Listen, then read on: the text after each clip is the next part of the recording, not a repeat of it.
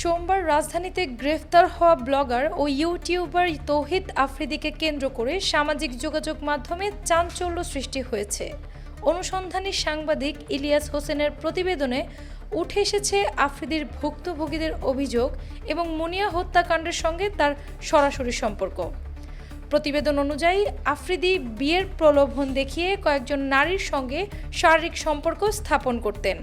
ভুক্তভোগী একজন নারী জানান, দীর্ঘদিন সম্পর্ক রাখার পর তাকে হঠাৎ করে ছুঁড়ে ফেলা হয় এবং পরে হত্যার হুমকিও দেওয়া হয়।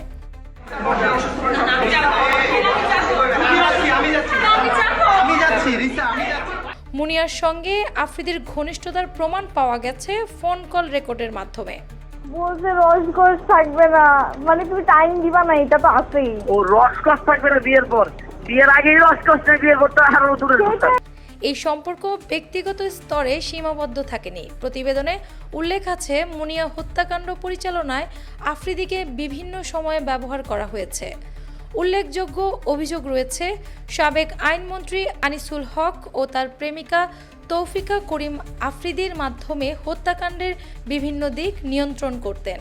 এছাড়াও পুলিশ ও নিরাপত্তা সংস্থার উচ্চ পদস্থ কর্মকর্তাদের সঙ্গে সম্পর্কের অভিযোগও উঠেছে।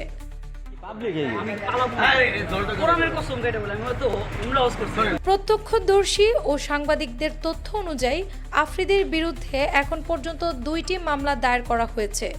সঠিক তদন্তের মাধ্যমে মোশাররত জাহান মুনিয়ার হত্যাকাণ্ডের রহস্য উদ্ঘাটিত হতে পারে বলে মনে করছেন তদন্তকারীরা। অ্যানি আক্তার, বাংলাবাজার পত্রিকা।